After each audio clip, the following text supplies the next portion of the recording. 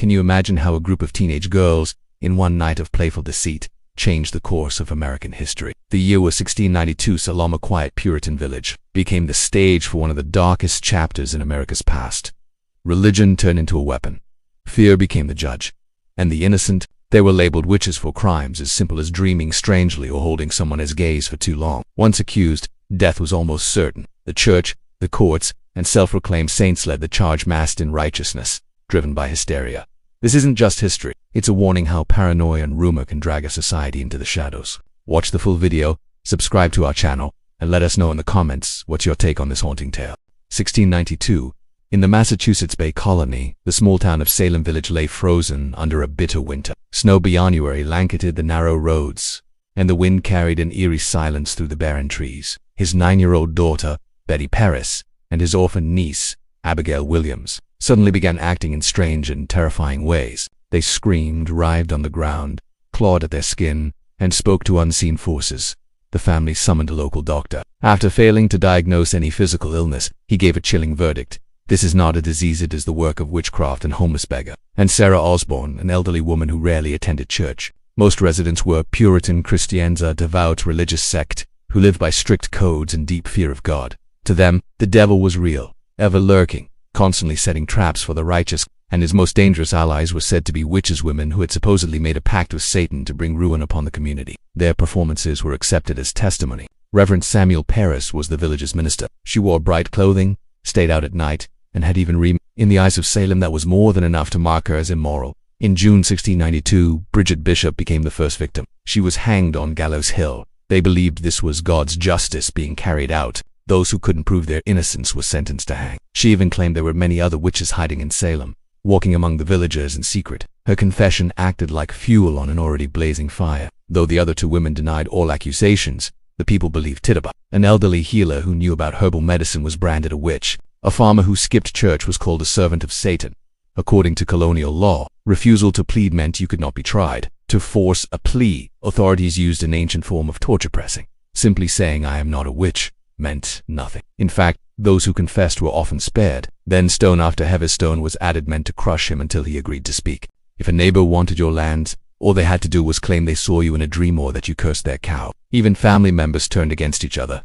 Brothers accused sisters, wives testified against husbands.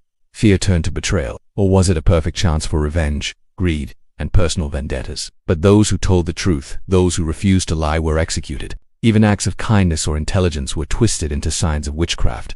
Panic spread like wildfire through the village. They accused 3 women, Tituba, an enslaved African woman owned by Reverend Paris, Sarah Goodapore. The people believed that Satan had arrived in Salem, and now they had to act. They needed to uncover the witches living among them. Don't forget to subscribe to the channel so you don't miss the next episode. The young girls were asked to name their tormentors. Of the 3, Tituba was the most defenseless. Under interrogation and pressure, she confessed. She said she had worked with the devil, and so began one of the darkest chapters in American colonial history. Within weeks, the number of accused skyrocketed. 10 names, then 20, then 30. People began making accusations based on dreams, strange glances, or rumors of someone wandering late at night.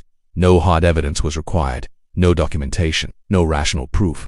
Just an accusation was enough. The village girls appeared in court, acting out dramatic fits, screaming, fainting, convulsing, pointing at the accused and shouting, "She's bewitching me." Presiding over the trials were men like Reverend Cotton Mather and Judge William St. One of the earliest accused was Bridget Bishop. She didn't fit the Puritan mold. Then came more. Men and women considered outsiders or unusual were accused one after another. But the accused had no real way to defend themselves. If you think society can't plunge into darkness over rumors and fear, the rest of this story will prove you wrong. In the next part of this series, you'll learn who tried to stop the trials and how this madness eventually met the force of truth. And comment below, do you think something like this could still happen today, in the age of the internet and social media? The trials were horrifyingly one-sided. The accusers were never questioned. A rift formed in the community. Some began to wonder, was this really about witches? Soon it became clear. Property disputes often led to accusations. One of the most heart-wrenching stories was that of Giles Corey, a 71-year-old farmer. He was accused of aiding witches, but unlike others, he refused to enter a plea neither guilty nor not guilty. Giles Corey was laid flat on the ground. A board was placed on his chest, but he never gave in. He never said a word. His last words were chilling. More weight. That silence became a symbol of resistance. A man who, even under unbearable pain, would not let fear steal his truth. But Salem still didn't understand the darkness it had embraced. During the terrifying madness of the Salem Witch Trials, confession became a twisted shield. Those who had declared, "Yes, I am a witch," were not punished immediately. Instead, they were encouraged, sometimes coerced, to identify others to fuel the ongoing hysteria. Thus, a grim cycle began, where survival often meant surrendering one's soul on the altar of lies. But not everyone bowed to fear. One such person was Giles Corey, an elderly farmer nearly 80 years old. Then rocks were piled on top first light, then heavier. With each added weight, he was asked, "Do you confess?" His reply remained the same.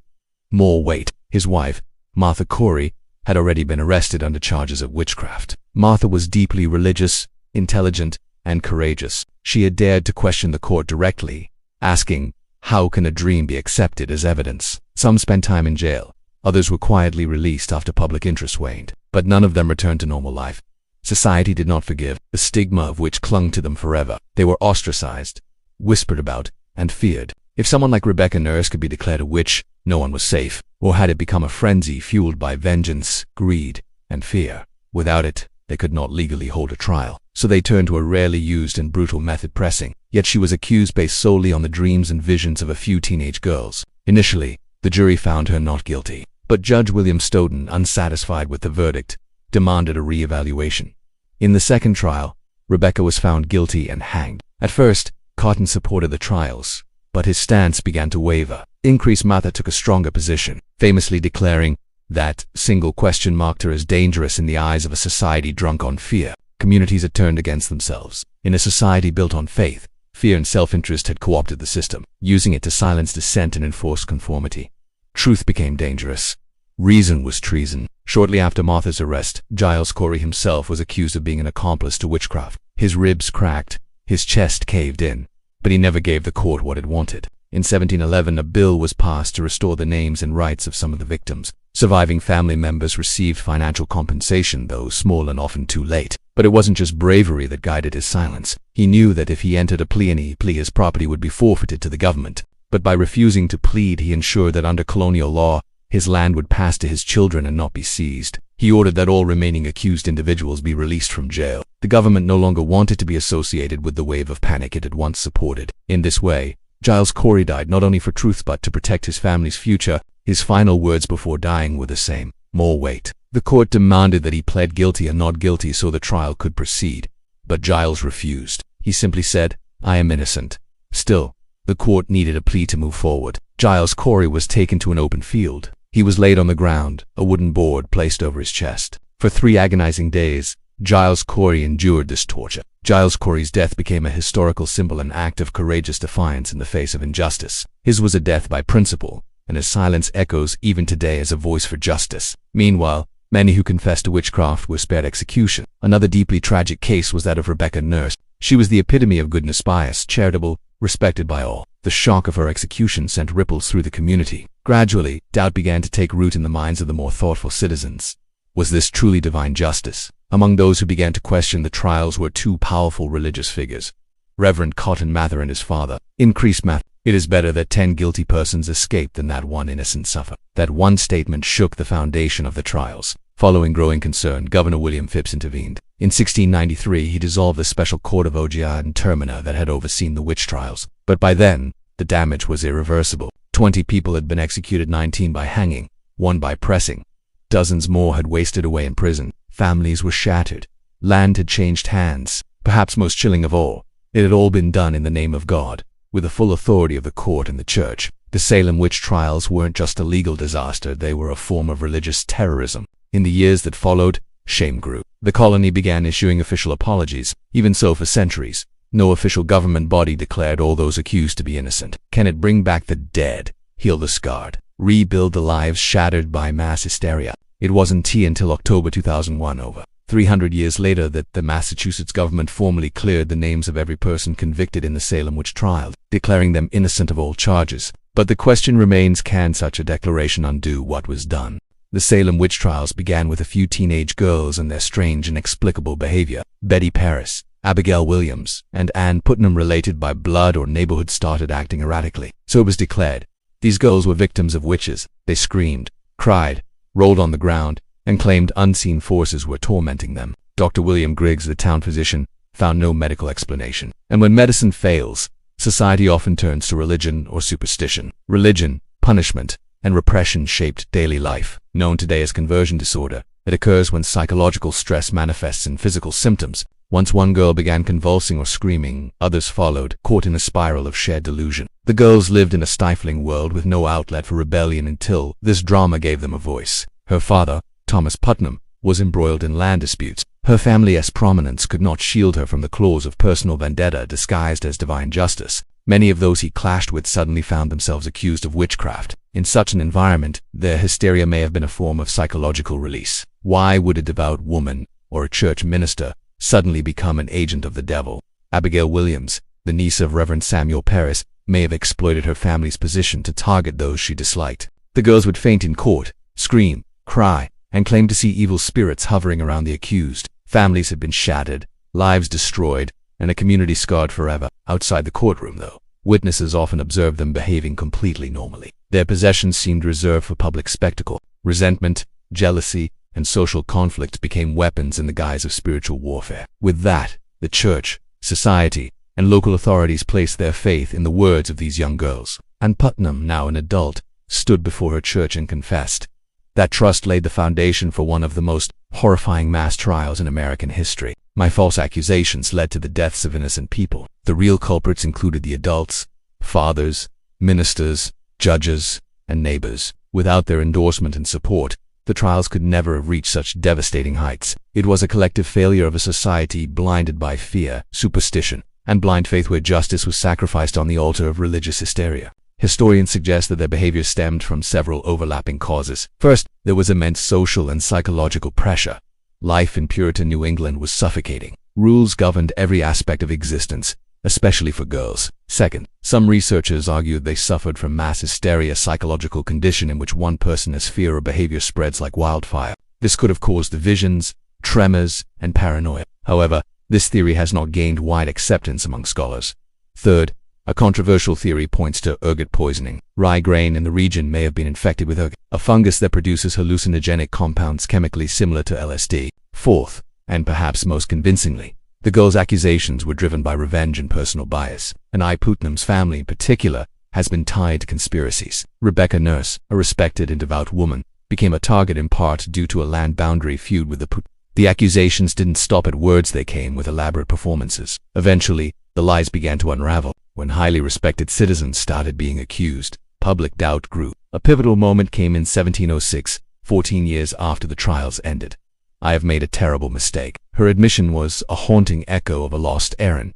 Error already soaked in blood and sorrow, but blaming only the girls would be a mistake. Mid-1692, the trials were in full swing, fueled by the accusations of young girls, the provocations of ministers, and the rigidity of judges. People were being sent to the gallows one after another. In the midst of this horror, a critical turning point emerged, and it all began with a piece of writing, a letter that, for the first time, asked the question, are we carrying out God's will, or merely human cruelty? This letter was written by Increase Mather, a highly respected Puritan minister from Boston. He was the father of Cotton Mather and a key advisor to Governor William Phipp. No one should be condemned to death based on suspicion alone. Christianity does not allow it. In his open letter, Increase Mather wrote, "Greater than it is better that 10 guilty persons escape than that one innocent suffer." This was a direct challenge to the trial system that was hanging people without solid evidence, purely on accusations. Increase Mather's influence was so great that his words alone began to shift the tide. Another powerful line in his letter stated, "Greater than we've seen that many accusations are based solely on dreams, hallucinations, or personal grudges. This is a dangerous misuse of religion." This letter served as a stern warning to both the courts and the colonial administration. Increase Mather and other rational ministers argued, dreams cannot be used as evidence. Such visions could just as easily come from the devil. The executions stopped. In a society where even breathing freely had become a risk, this decision brought a sliver of light and hope. As he stood on the gallows, he recited the Lord's Prayer with such grace and calm that the gathered crowd was stunned into silence. They insisted, we were acting under God's command. In its place, he established a new judicial process that no longer accepted spectral evidence as valid. Meanwhile, another crucial figure emerged, George Burroughs, a minister who was hanged as a witch, but his final moments left a deep impact. One eyewitness said, "If he is a witch, then we all have reason to fear." Their names were officially cleared. He began to realize that the entire process had devolved into madness. Later, financial compensation was offered to the families of the accused. Some demanded official pardons, and eventually, those came, but not until much later. At the same time, several families in Salem came forward, claiming that their loved ones had been wrongly executed. They sent petitions to Governor Phipps, urging him to investigate the proceedings. Governor Phipps was shocked to discover that the special court he had established was sentencing people to death purely on unverified allegations. One of the darkest aspects of the Salem trials was the use of spectral evidence claims that the accused had attacked someone in dreams or visions. These mounting pressures led Governor Phipps to dissolve the Court of Ogier and Terminer in October 6. This decision drastically changed the course of the trials. Without spectral evidence, it became much harder to convict the accused. As a result, many were released. This was the moment that finally ended the Salem death parade. But the story didn't end there. Even after the court was dissolved, many judges, ministers, and community leaders refused to admit their mistakes. However, the common people began to see the truth that their religious faith had been weaponized in a brutal, unjust way. In 1702, the government of Massachusetts officially declared the Salem Witch Trials to be unlawful and a miscarriage of justice. It was only in 2001 that the Massachusetts government formally declared all who had been convicted in the Salem Witch Trials to be innocent. But was that forgiveness enough? The true lesson of this history is chilling. When fear, religion, and unchecked power collide, society becomes a lawless bloodbath. If that one letter had not been written, if one man had not stood up and said stop, perhaps hundreds more would have died. 1693, Salem lay silent, but in that silence echoed fear, death, and the shadow of guilt. The trials were over, but the land remained soaked in the blood of injustice. Once a symbol of purity in the name of God, Salem had transformed into a dark chapter of history. One by one, women, men, and even children whose only crime was not fitting perfectly into societal norms were declared witches and sent to the gallows. The witch trials were not merely against individuals. They were a verdict against an entire social system. The judges, considering themselves instruments of God, became dangerous in their righteousness. But the tragedy did not end there. Salem became a psychological wound not just for Massachusetts but for the entire American conscience. Even if the accused pleaded innocence, the word of a teenager claiming to see them in a vision was enough to seal their fate. Governor William Phipps halted the trials after his own wife's name appeared on the list of the accused. The society slowly began to awaken, but by then, the damage was immense. Society remained divided. Many still believed the condemned were indeed witches. Society continued to mock them with the shameful label of witch. People falsely accused others just to save themselves.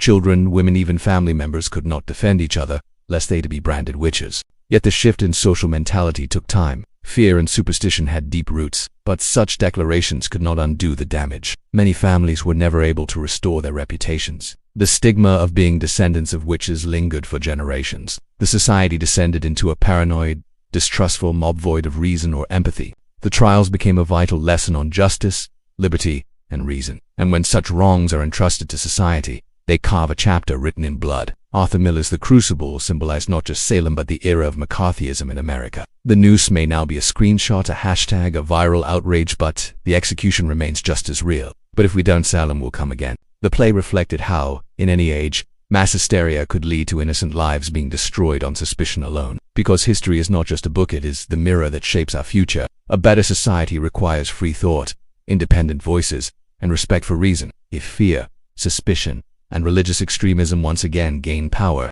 perhaps with a different name, a different mask, but the same horror. What they did, abandoning reason, humanity, and justice, was not divine duty but a cruel delusion dressed as divine justice. When individual voices are silenced by mob judgment, history circles back to Salem. The legal process rested on evidence that today defies belief, spectral evidence, where a person could be convicted if someone claimed the accused attacked them in a dream. The most terrifying aspect was how lies became tools of survival. More than 200 people were victims of this madness. 19 were hanged, and one man was crushed to death with stones. Others died in prison. Even Judge William Stoughton would later admit many of their decisions were wrong. Increase Mather, father of Cotton Mather, and once a respected clergyman in Salem, made a bold statement: it is better that 10 suspected witches should escape than that one innocent person should be condemned. Though courageous, his words came too late. In 1702, the government officially declared the trials a miscarriage of justice. In 1711, some financial compensation was offered, but it was partial and unequal. Families of those who died in jail received nothing. Spectral evidence was banned. Courts began emphasizing empirical proof over superstition. However, the tragedy brought profound changes in the American justice system. By the 19th century, books, plays, and research on the Salem trials emerged. It returns in new forms. When society embraces fear collectively, reason dies. Miller reminded us, Salem never truly disappears. Today, When someone is cancelled on social media for a statement without being heard, without trial, we see Salem's shadow again. Salem teaches us, justice is not merely law, it must be grounded in conscience. This is a lesson for us all. History shows, silencing a voice never purifies a society, it only buries the truth until it returns louder. The Salem trials exposed how a girl's tears, a preacher's word, a judge's gavel could all be wrong. So today, when we teach children religion or social values, do we teach them to think, to question, or only to fear and obey? If we truly learn from Salem, we will build a more just, rational, and humane society. Salem tells us, believe not, blindly learn to judge, learn to question,